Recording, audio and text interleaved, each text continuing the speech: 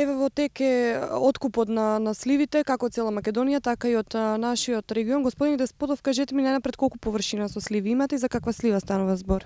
Јас имам една од помалите површини во општина Делчево, каде што на ниво на општина Делчево има преку 700 хектара под сливи. Кај мене е мала плантажата, негде околу 10 декари, односно 1 хектар. Меѓутоа секоја година се соочуваме со големи проблеми со пласма на истата. Еве сега сезоната е на берба на сливата, иако оваа година малку сливата побрза со вегетацијата, односно скоро месец дена е порано отколку минатите години што беше за берба на сливата. Меѓутоа проблем како и минатите години е проблем со пласма на сливата. Досега апсолутно нема никакви откупувачи, нити па некој иницијатива, односно да има некои, како што беше претходните години, да ја откупуваат сливата, така да минатите години имаше некој од Бугарија, некој од Србија, некои наши откупувачи, меѓутоа секоја година се соочуваме, сите, не само јас, се соочува со пласма на истата. Тоа треба Министерство за земјоделие да преземе некои мерки, едноставно со некои лиценцирани откупувачи, да се знае, се подпишуваат договори и да видиме начисто кој ќе откупува, на кој начин, кој ќе биде цената и така натаму, да не видиме оставени на милост и немилост на откупувачите кои секоја година менат висината на откупот на сливата, а сливата е такво воше кој што за 10 дена ако не ја пласираш, она пропаѓа, така да немаме други шанси што да правиме, бидејќи во Делчево Рудине не откупува. Прашаме неколку пати оваа година, викаат дека нема да откупуваат слива, други нема преработувачки капацитети, нити некои дестилери, нити некои фабрики за преработка джемови или мармалади или некои други работи што може да се произведуваат од сливата, останува секој да се снаоѓа како знае и уме. Меѓутоа не може да се снаодиме сите, затоа што имаат некои по 200 по 300 хектари под слива. Дали тие се соочуваат со истиот проблем? Колку производители има моментално што чекаат откуп? Да, па негде сигурно во општина Делчево има преку 700 хектари, реков, под слива. Негде годишно се од овие 700 хектари набираат негде околу 7 до 8 милијади тона, што е огромна површина. Меѓутоа Делчево е познат по лоше сливата, фактички е еден од, како да кажем, имиџите на Делчево на пијанец, меѓутоа секоја година без преработувачки капацитети, без дестилерија, проблеми со Рудине кои што апсолутно не пројавуваат интерес оваа година за откуп на сливата, а имаат капацитет и они, имаат и своја сливи и така натаму, така да пласманот е проблем.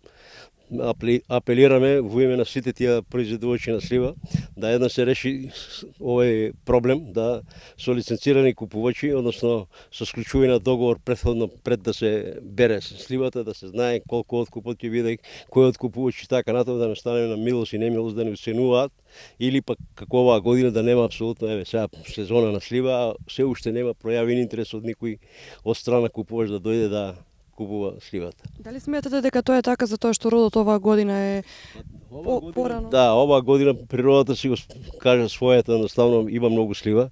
Сега во другите подрачја не ми е познато на ниво на Македонија дали има негде слива и колку е количини така натаму. Меѓутоа кај нас во Делчево тука е премногу род.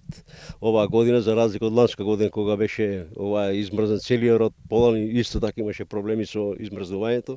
Оваа година природата беше издашна, меѓутоа џабе кога сливите ќе останат по дрвјата или под дрвјата ќе се скапат, така да овошето мора да се обере за неколку дена, а веќе е готово. Фактички е максимално за берба и ше неколку дена ако се почека да нема откуп, ќе останат на нивата. Дали имате конкретно барање до некој испратено, до некоја надлежна институција за овој проблем сега периодот? Ние мислиме, односно ја и во контакти со другите производувачи, дека ќе има откупувачи како други години, разбирате, дали ќе има од Бугарија, дали од Србија, дали од Македонија и така натаму, меѓутоа оваа година ги прашаме тие што има поголеми плантажи, со поголема количина посадени на сливи, поголем капацитет, викаат апсолутно, никој од нигде не се јавува, апсолутно нема пројавен интерес од ниеден од тие купувачите порано што доаѓаат. Затоа апелирам до Министерство за земјоделие уште еднаш да има лиценцирани откупувачи кои што ќе склучат договор на почетокот на годината, да знаеме ние колку ќе биде цената на и кој ќе треба да откупува, а не без лиценца, кој сака доаѓа, уценува, едноставно не се појавува и еве родот може да остане веќино по нивите. Што би се случи со родот ако е вака обично ракија прво решение, но Па, многу е. да, многу е количина да ракија, едно ша планирам 10-20 тона, апсолутно немам услови за варење на ракија, нити па некој од граѓаните пројавуваат интерес, бидејќи сега родот е богат и за обични сливи, и за овие што се стенлеви, плантажи и така натаму, така да многу ретко, односно имаат некои луѓе можност да варат ракија. Другото, ако не се откупува, пропаѓа апсолутно, нема кај да сместиме, мора да останат или по нивата или на дрвета, на птиците и на природата, ништо друго не може да преземеме други мерки.